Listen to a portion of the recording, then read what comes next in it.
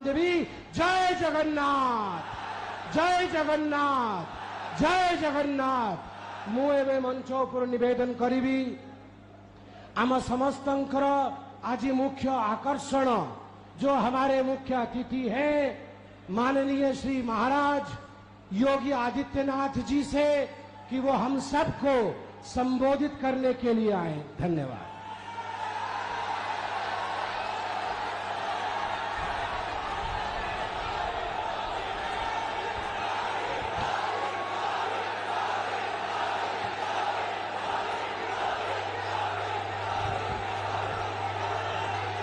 भारत माता की, भारत माता की, भारत माता की, महाप्रभु जगन्नाथ की, महाप्रभु जगन्नाथ की। जय श्री राम, जय श्री राम। बहनों और भाइयों, मेरा सौभाग्य है कि आज मुझे महाप्रभु जगन्नाथ के इस पावन धराधाम पर महाभगवती के इस आंगन में शहीदों की इस क्रांति धरा में आप सबसे संवाद का अवसर प्राप्त हो रहा है। इस अवसर पर इस पावन धरा को नमन करते हुए आप सभी का मैं हृदय से अभिनंदन करता हूं, स्वागत करता हूं। मंच पर उपस्थित भारतीय जनता पार्टी के वरिष्ठ नेता, छत्तीसगढ़ से शिक्षा मंत्री श्री बृजमोहन अग्रवाल जी, चिल्का के पूर्व एमएलए डॉक्टर विभूति भूषण हरिचंदन जी, भारतीय जनता पार्टी के राष्ट्रीय प्रवक्ता और पूरी पार्लियामेंट्री कॉन्स्टिट्यूएंसी से भारतीय जनता पार्टी के हमारे लोकप्रिय प्रत्याशी डॉक्टर संबित पात्रा जी, विधानसभा चिल्का के भारतीय जनता पार्टी के हमारे प्रत्याशी श्री पृथ्वीराज हरिचंदन जी, यहां के लोकसभा के संयोजक श्री शंकर परिदा जी, विधानसभा के प्रभारी विकास पटनायक जी, विधानसभा के संयोजक श्री दुष्यंत हरिचंदन जी, मंच पर उपस्थित श्री अमरेंद्र राणा सिंह जी, श्रीमती ज्योतिष्ना वहेरा जी और भारतीय जनता पार्टी के सभी पदाधिकारी के साथ साथ भारी संख्या में पूरी पार्लियामेंट्री कॉन्स्टिट्यूएंसी और चिल्का असेंबली से जुड़े हुए मेरे सभी उपस्थित बहनों और भाइयों, भगवान जगन्नाथ, बलभद्र और माता सुभद्रा की कृपा भूमि को कोटि कोटि नमन करते हुए मां भगवती के श्री चरणों में भाग्य है कि मैं मर्यादा पुरुषोत्तम प्रभु श्री राम की पावन धरा अयोध्या से लीलाधारी भगवान श्री कृष्ण की पावन धरा मथुरा से आप सबका अभिनंदन करने के लिए आपके बीच में मैं आज यहाँ पर आया हूँ। मैं सबसे पहले धन्यवाद दूंगा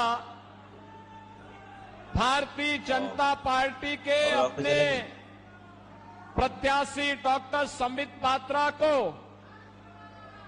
जिन्होंने पूरी किस पावन धरा पर मुझे आने का अवसर दिया। बहनों और भाइयों, पूरी हम सनातन धर्मावलंबियों के लिए एक पावन नगरी है। प्रारंभ से ही सप्तपुरियों में से एक हमारी जगन्नाथपुरी है और भगवान आदि शंकराचार्य ने भी जो 4 पीठ स्थापित किए हैं उनमें से पुरी एक है। पुरी के बगैर भारत की सनातन परंपरा की कल्पना भी नहीं की जा सकती है।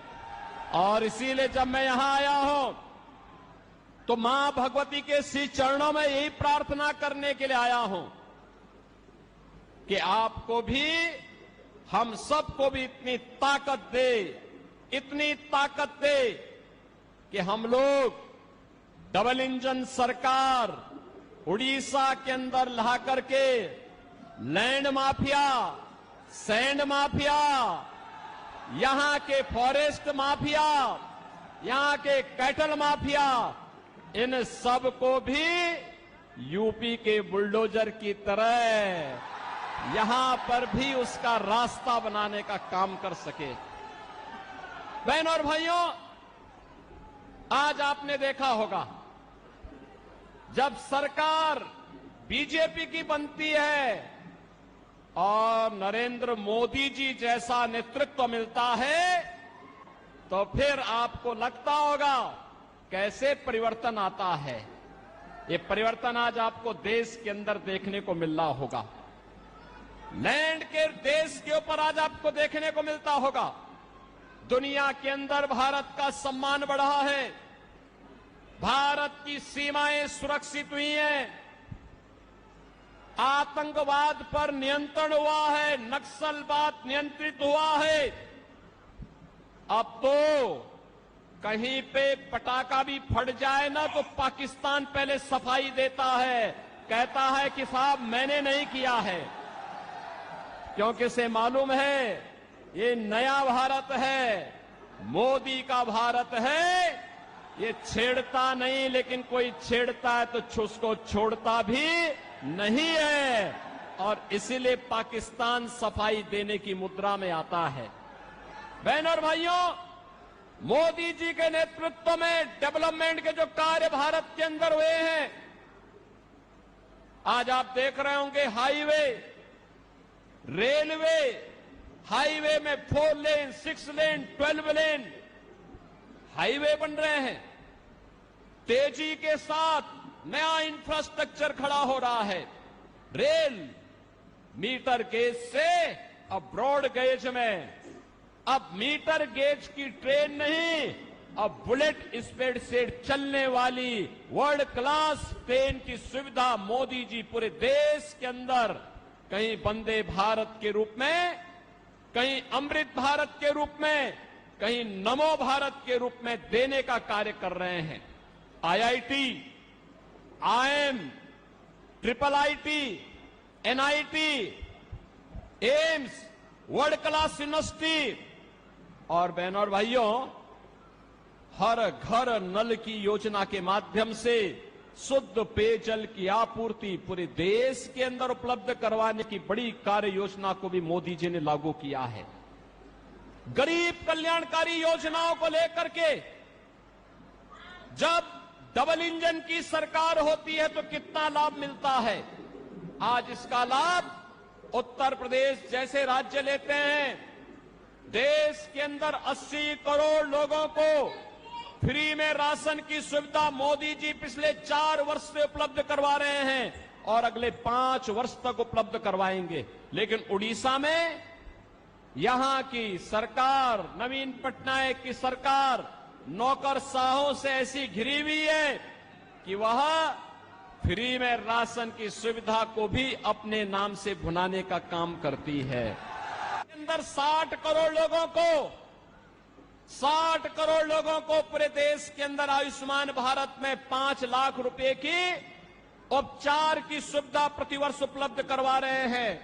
लेकिन यहां पर नवीन पटनायक जी की सरकार यहां पर आयुष्मान भारत लागू नहीं होने देना चाहती है। बहनों और भाइयों, आप देख सकते हैं किसानों को किसान सम्मान निधि, हर घर में शौचालय का निर्माण, घर घर में उज्ज्वला योजना के कनेक्शन और 4 करोड़ गरीबों के सिर को ढकने के लिए पीएम आवास की सुविधा देश के अंदर बिना भेदभाव के मिली है।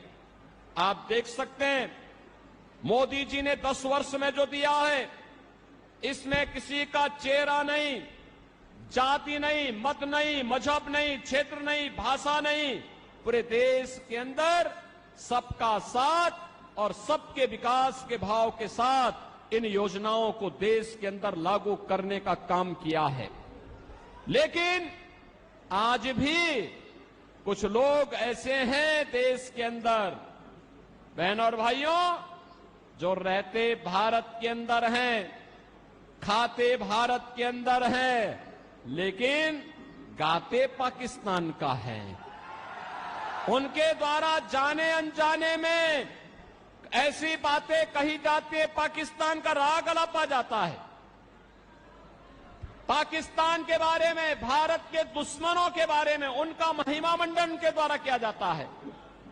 और मैं तो कहता हूं, जो पाकिस्तान का राग अलापते हैं, भारत के दुश्मनों का महिमा मंडन करते हैं, मैं उनसे कहता हूं वे काहे भारत के अंदर बोझा बने हुए, जाओ ना वहीं चले जाओ। अरे भारत तो 80 करोड़ लोगों को फ्री में राशन दे रहा है और पाकिस्तान में 23 करोड़ की कुल आबादी वह भी भूख से तड़प रही है। 1 किलो आटा के लिए, 1 किलो गेहूं के लिए आज वे तड़पते हुए दिखाई देते हैं। जितनी पाकिस्तान की आबादी है, उससे बड़ी आबादी को मोदी जी ने 10 वर्ष में गरीबी रेखा से ऊपर उठा करके एक खुशहाल जीवन की ओर अग्रसर किया है। बहनों और भाइयों, मैं तो आज आपके पास आया हूं कहने के लिए, मोदी जी के नेतृत्व में सम्मान भी है, सुरक्षा भी है, विकास भी है, गरीब कल्याण भी है और मोदी जी के नेतृत्व में विरासत का संरक्षण भी है। आप सोचो, अयोध्या में राम मंदिर का निर्माण कोई सोचता था? 500 वर्षों का इंतजार समाप्त हुआ और आज आप अयोध्या में जाएंगे, बहनों और भाइयों, हमारी पुरी तो यहां पर भगवान जगन्नाथ पुरी तो पहले से पुरी है।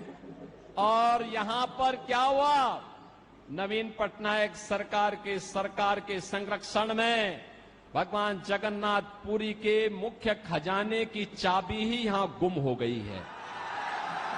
भगवान के खजाने में भी ये डकैती डाल दे रहे हैं। यानी केवल लैंड माफिया और सैंड माफिया ही नहीं है, अब भगवान के खजाने में भी ये लोग सेंध लगा रहे हैं। और आप आइए थोड़ा अयोध्यापुरी, अयोध्यापुरी में आप आएंगे, आपको प्रभु राम के समय की अयोध्या, चमकती हुई अयोध्या दिखाई देगी, चमकती हुई अयोध्या दिखाई देगी। ढांचे हट गए हैं, अब कोई वहां पर गुलामी की बात नहीं कर सकता है। अब तो अयोध्या में जय श्री राम के ही नारे लगते हैं। क्या नारे लगते हैं?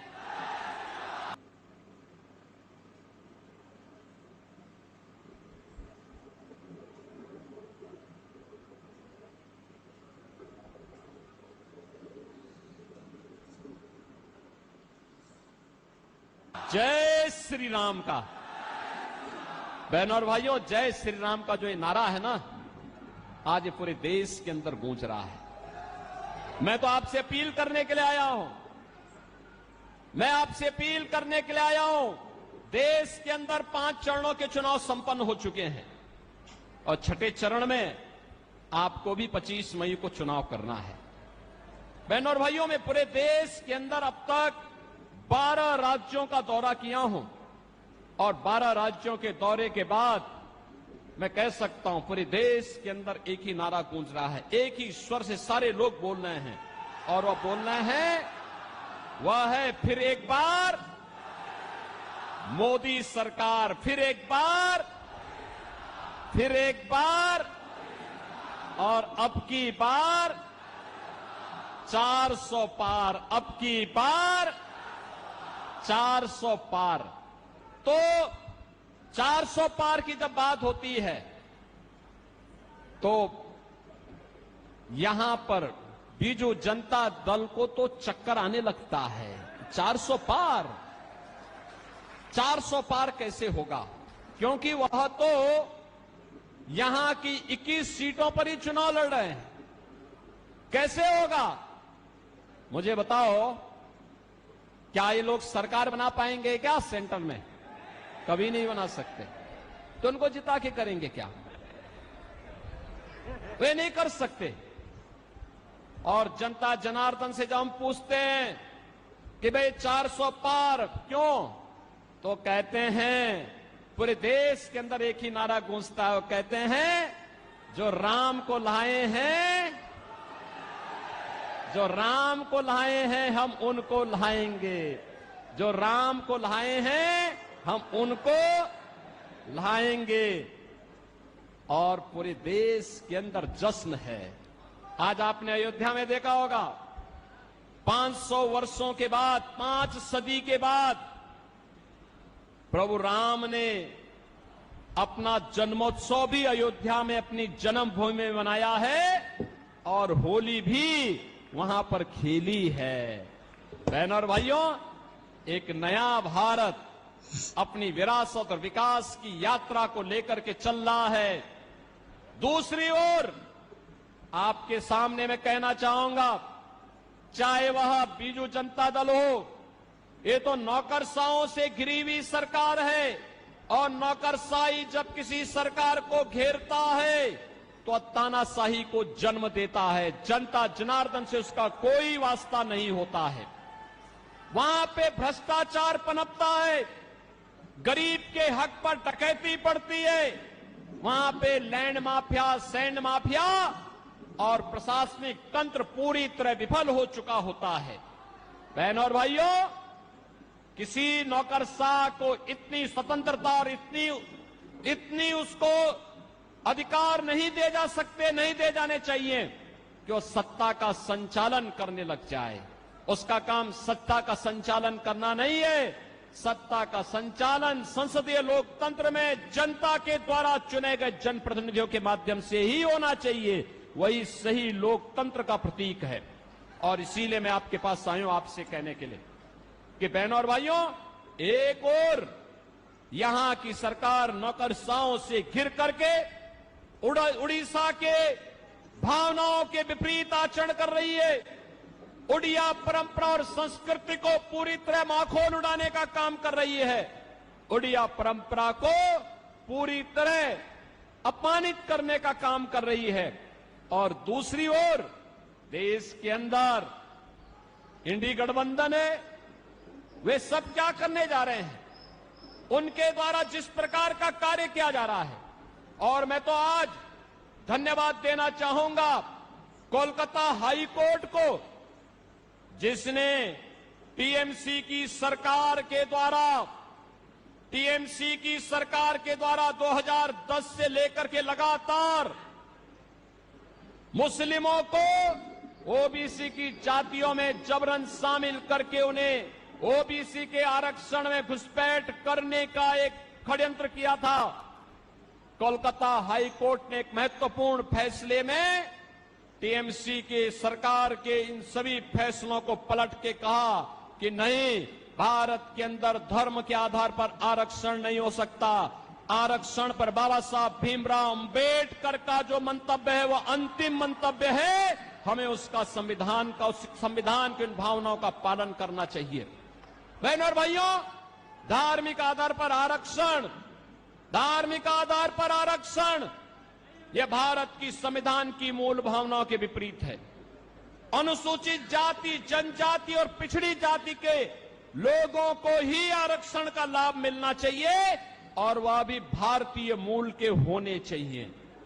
लेकिन ये कांग्रेस हो, टीएमसी हो, बीजेडी हो, ये जितने भी दल हैं, ये तुष्टीकरण की पराकाष्ठा पे चढ़ करके कभी स्वामी लक्ष्मणानंद जी के हत्यारों को संरक्षण देने का काम करते हैं, कहीं पर ये लोग अनुसूचित जाति, जनजाति और पिछड़ी जाति के आरक्षण के अधिकारों पर घुसपैठ करना चाहते हैं। इनके मैनिफेस्टो को अगर आप देखेंगे आपको भी लगेगा ये मैनिफेस्टो भारत के किसी राष्ट्रीय दल के या किसी दल के हैं। आश्चर्य होता है, ऐसे लगता है जैसे किसी मुस्लिम लीग का मैनिफेस्टो हो। इनके द्वारा लगातार भारत की भावनाओं के विरुद्ध आचरण करने का प्रयास हो रहा है। इनके द्वारा जिस प्रकार की बातें कही जाती है, विरासत टैक्स की वकालत की जाती है, बहनों और भाइयों, इसको स्वीकार नहीं किया जाना चाहिए, कतई स्वीकार नहीं किया जाना चाहिए। चाहे वह कांग्रेस हो, टीएमसी हो, बीजेडी हो या फिर इंडी गठबंधन से जुड़ा हुआ कोई भी अन्य घटक हो, ये पूरी तरह भारत विरोधी आचरण इन लोगों का है। इनकी नीतियां आतंकवाद को, नक्सलवाद को बढ़ावा देने वाला है, मतांतरण को बढ़ावा देने वाला है, अराजकता को, भ्रष्टाचार को बढ़ावा देने वाला है, गरीब के हक पर डकैती डालने वाला है। और इसलिए भारतीय जनता पार्टी आपके पास आई है। मोदी जी के नेतृत्व में पूरे देश के अंदर भारतीय जनता पार्टी के पक्ष में जो लहर है अब वो सुनामी बन चुकी है। और आप देखना 4 जून को जब परिणाम आएंगे तो 4 जून के परिणाम में अब की बार 400 पार का लक्ष्य पूरा होगा। मैं बहनों और भाइयों आप सबसे अपील करूंगा, यहां पर संबित पात्रा हमारे लोकसभा के लिए भारतीय जनता पार्टी के कैंडिडेट के रूप में आपके बीच में हैं और मैं तो आपसे अपील करूंगा संबित पात्रा को यहां से मेंबर ऑफ पार्लियामेंट जिता करके भेजिए। आप देखना जगन्नाथपुरी की कायाकल्प ऐसे ही वे करेंगे जैसे अयोध्या का हुआ है और काशी का हुआ है। उनको पूरा समर्थन करेंगे। और मैं तो कहूंगा संबित पात्रा जी से भी कहूंगा और पृथ्वीराज हरिचंदन जी से भी कहूंगा कि चुनाव के बाद हमारे पुरी के इन बहनों और भाइयों को लेकर के एक बार अयोध्या धाम का भी दर्शन करने के लिए आए, अयोध्या का दर्शन करने के लिए आए। अयोध्या में हम स्वागत करेंगे क्योंकि पुरी के लोग आएंगे तो हमारे लिए मेहमान होंगे, क्योंकि हमारे भगवान जगन्नाथपुरी से, मां भगवती के इस धाम से जब वहां पधारेंगे तो हमारे लिए तो अतिथि होंगे। और आप देखेंगे जब डबल इंजन की सरकार काम करती है तो विकास कैसे बुलेट ट्रेन की स्पीड से आगे बढ़ती है, इसका नजारा आपको यहां पर भी देखने को मिलेगा। और इसलिए मैं आप सबसे अपील करूंगा, भारतीय जनता पार्टी के हमारे सभी कैंडिडेट डॉक्टर संबित पात्रा को यहां पे पार्लियामेंट्री कॉन्स्टिट्यूंसी के लिए और श्री पृथ्वीराज हरिचंदन को यहां की असेंबली के कैंडिडेट के रूप में कमल चुनाव चिन्ह पर भारतीय जनता पार्टी के प्रत्याशियों को भारी बहुमत से विजयी बनाने की मैं आपसे अपील करता हूं। आप इन्हें जिता करके भेजेंगे, पुरी जिता के भेजेगा, चिल्का जिता के भेजेगा, सभी लोग सहमत हैं, कमल खिलेगा, फिर से खिलेगा। और संबित पात्रा आपके पक्ष को देश के अंदर देखो किस मजबूती के साथ रखते हैं। आप देखते होंगे प्रभावी ढंग से अपनी बात को रखते हैं।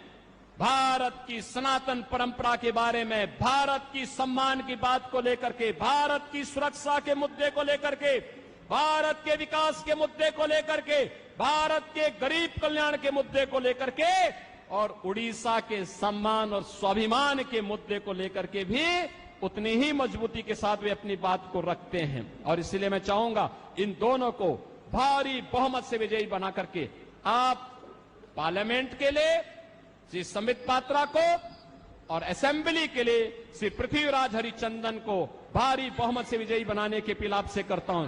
सभी सहमत हैं?